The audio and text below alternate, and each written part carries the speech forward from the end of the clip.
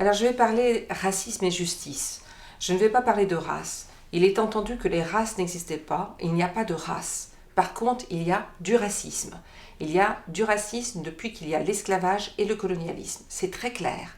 Le fait de lier l'esclavage au fait d'avoir la couleur noire est posé dès le départ, dès le moment où il y a traite et esclavage. Parce qu'il faut bien quand même que l'Europe justifie le fait que tous les esclaves viennent d'Afrique et aient la peau noire.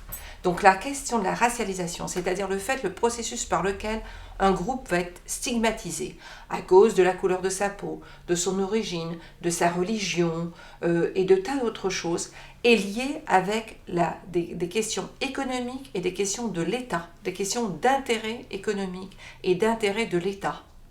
Donc il ne s'agit pas simplement de dire je n'aime pas mon voisin, ça ce sont des sentiments.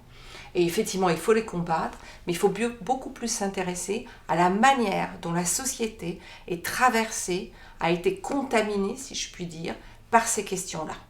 Par le fait qu'effectivement, on voit des personnes de couleurs différentes et on va les stigmatiser, on va les associer à des adjectifs stigmatisants, discriminants. Le noir est, ou ce que j'entendais, les Chinois vendent des mauvaises choses à l'Afrique, aux Africains. Ce ne sont pas les Chinois, c'est le système capitaliste mondial, c'est-à-dire que des États, il y a des sociétés qui agissent pour les intérêts et qui déversent effectivement en Afrique des choses de bien moindre qualité, mais qui se posent, ces choses de moins bien de qualité, il faut les comprendre, elles sont produites sur l'exploitation totale de Chinoises et de Chinois. Ce ne sont donc pas les Chinois qui en profitent, mais ce sont des compagnies et ce sont de l'État. Donc il faut bien comprendre que le racisme, c'est lié à des structures, c'est-à-dire ça se reproduit dans l'école, ça se reproduit dans la justice, ça se reproduit à l'université, dans l'État, au Parlement, dans l'économie, dans la culture, dans les musées. Et il faut effectivement apprendre à comprendre comment c'est arrivé là-dedans. Pourquoi à la télévision, s'il y a des Noirs et des Arabes, il faut que ça soit dans des mauvais rôles, des rôles négatifs. Finalement, pourquoi au théâtre ne sont joués que ce qu'on appelle du théâtre blanc, européen, les autres pièces n'étant pas pensées comme étant de qualité. Pourquoi, quand on regarde l'Assemblée nationale, on voit en grande majorité des hommes blancs, alors paraît-il on va voir plus de femmes, ça sera certainement des femmes blanches. Mais tout cela, ce n'est pas des choses naturelles, ce sont des choses qui ont été fabriquées, qui ont été construites à travers le temps et qui permettent à des femmes aujourd'hui, à une femme blanche, d'insulter une femme parce qu'elle est voilée, en lui disant « tu n'as pas le droit d'être là ». Et donc on voit comment la France aujourd'hui, la société française en 2017, elle est toujours raciste. Et il faut comprendre pourquoi cette société est toujours raciste. Et pourquoi même aujourd'hui, peut-être beaucoup plus qu'il y a 10-15 ans, des personnes peuvent se permettre d'insulter d'autres personnes, de leur refuser l'accès au logement, à la santé, à l'emploi, à l'école, à l'université, parce que ces personnes auraient une origine, une religion, une couleur de peau qui ne ferait pas d'elle des Français. Mais qu'est-ce que c'est que la France, sinon un pays qui pendant 4 siècles a pratiqué l'esclavage et le colonialisme et de fait donc est allé dans des pays, a colonisé, a pris les terres de ces peuples, les a asservis et ensuite on a eu besoin pour reconstruire ce pays et les a fait venir par dizaines de milliers après la Deuxième Guerre mondiale. Et ce sont ces personnes qui ont construit les routes, les immeubles, tout ce qu'on voit qui a fait la France d'aujourd'hui. Et ces personnes se sont installées, elles ont non seulement donc des citoyens, mais ça aussi, ces personnes ont contribué à faire de la France le pays dans lequel on vit aujourd'hui. Leurs ancêtres ont contribué à faire de la France ce qu'elle a été, et aujourd'hui, elles contribuent à faire de la France ce qu'elle est. Donc ça, le racisme est absolument, c'est ce qu'on appelle structurel, c'est-à-dire qu'il est à l'intérieur des institutions. Donc ce n'est pas simplement qu'une personne serait raciste et que donc c'est pas bien pour cette personne et qu'il faudrait non. Parce que ça évidemment on peut toujours dire à une personne, l'arrêter en lui disant je t'interdis de me parler comme ça, je t'interdis de porter la main sur moi, je t'interdis, la loi te l'interdit et je ferai appel à la loi pour cela.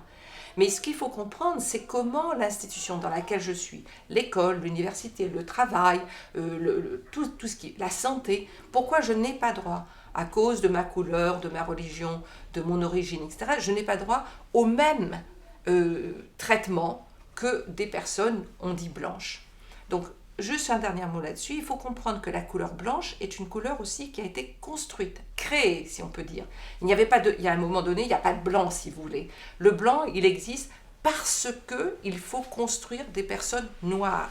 Et à ces personnes noires, il faut leur attribuer des qualités négatives.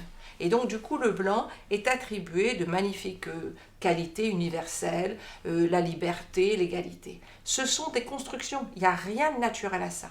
Donc, le travail profond du racisme, c'est de constamment repérer comment ça s'insinue dans toutes les institutions.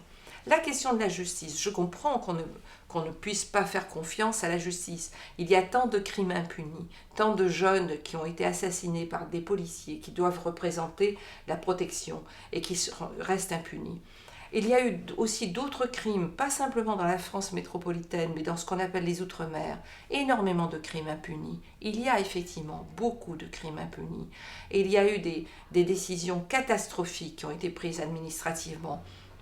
La République française ne s'est pas du tout honorée pendant la guerre d'Algérie, pendant la répression en mai 67 en Guadeloupe, pendant les répressions à l'île de la Réunion, à Mayotte, en Nouvelle-Calédonie et aujourd'hui dans les quartiers populaires français.